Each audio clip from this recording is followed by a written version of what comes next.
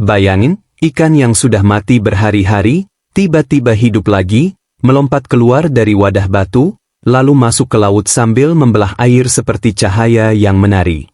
Jejaknya membentuk lorong panjang di tengah samudra, seolah Allah sedang menunjukkan sebuah pintu menuju rahasia besar. Dan justru keajaiban kecil itulah yang mengubah perjalanan seorang nabi besar. Pertanyaannya, apa rahasia di balik ikan itu?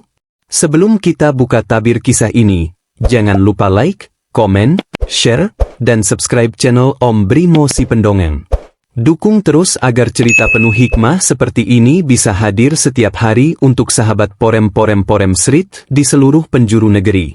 Pada suatu masa ketika para nabi berjalan di tengah manusia membawa cahaya kebenaran, hiduplah Nabi Musa alaihi salam, seorang utusan Allah yang kuat, bijaksana, dan penuh semangat dalam mencari ilmu. Beliau telah melalui perjalanan panjang, menghadapi Fir'aun, membelah laut, dan memimpin Bani Israel menuju jalan lurus. Namun sebanyak apapun ujian yang telah dilalui, Nabi Musa tetap memiliki sifat yang sangat mulia, yaitu kerendahan hati dan kerinduan untuk terus belajar.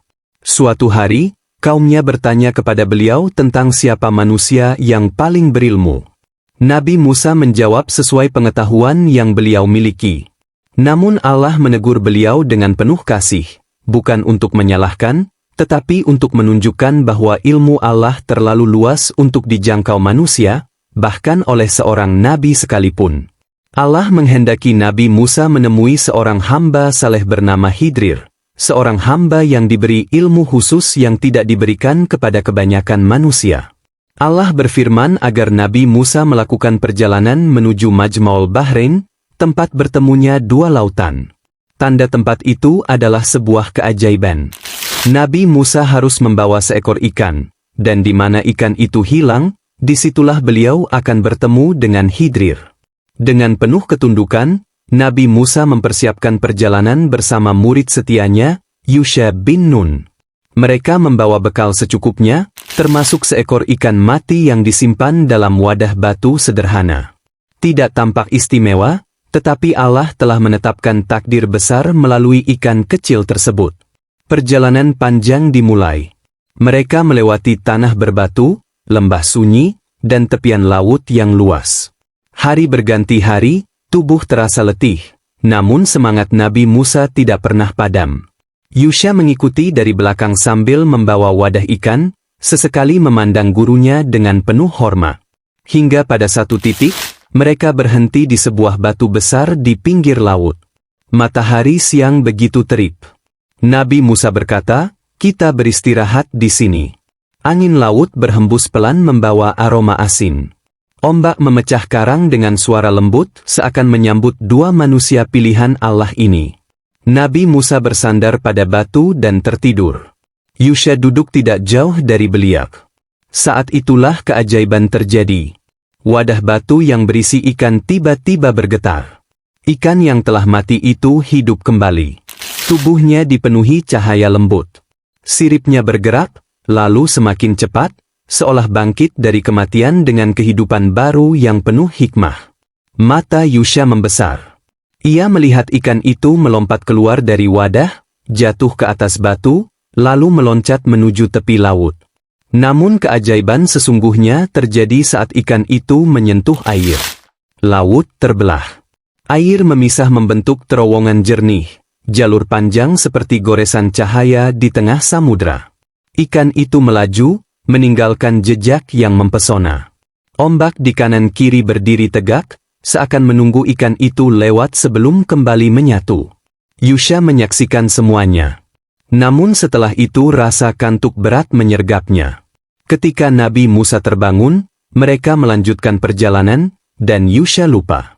Ia benar-benar lupa pada tanda terpenting dari perjalanan mereka. Berjalan cukup jauh, Nabi Musa merasa lapar dan berkata, "Bawakan makanan kita. Sesungguhnya kita sangat letih dalam perjalanan ini." Mendengar itu, Yusha terkejut. Ingatannya kembali seperti petir yang menyambar. Ia berkata, "Wahai Musa, ketika kita berada di batu tadi, ikan itu hidup kembali dan masuk ke laut dengan cara yang sangat menakjubkan. Aku lupa menceritakannya. Nabi Musa berkata, itulah tempat yang kita cari. Mereka pun kembali dengan langkah dipercepat meski tubuh lelah. Mereka tiba di batu besar itu, tempat keajaiban ikan terjadi. Di sanalah mereka melihat seorang lelaki dengan aura tenang dan penuh wibawa. Dialah Khidr, hamba Allah yang diberi ilmu laduni. Nabi Musa memohon izin untuk belajar darinya. Khidr mengingatkan bahwa Musa tidak akan mampu bersabar terhadap apa yang ia lihat. Namun Musa berjanji ia akan bersabar. Perjalanan mereka pun dimulai, dan di sanalah Nabi Musa menyaksikan 3 kejadian yang tampak aneh, bahkan sulit diterima. Khidr melubangi perahu milik nelayan miskin. Ia membunuh seorang anak kecil. Dan ia memperbaiki dinding rumah anak yatim tanpa meminta imbalan. Semua itu membingungkan Nabi Musa. Hingga akhirnya Khidr menjelaskan semuanya. Perahu dilubangi agar tidak dirampas raja zalim. Anak itu akan membuat kedua orang tuanya yang beriman tersesat, maka Allah menggantinya dengan anak yang lebih baik. Dan dinding itu diselamatkan agar harta anak yatim tetap aman hingga mereka dewasa. Itulah sedikit dari ilmu Allah, ilmu yang tidak dimiliki Nabi Musa sekalipun. Dan semua petualangan besar itu dimulai dari satu tanda kecil, yaitu seekor ikan yang hidup kembali. Ikan itu adalah kunci petunjuk. Melaluinya Allah menunjukkan bahwa hidayah tidak selalu datang melalui hal besar. Kadang ia datang melalui makhluk kecil, kejadian sederhana, atau sesuatu yang sama sekali tidak kita sangka.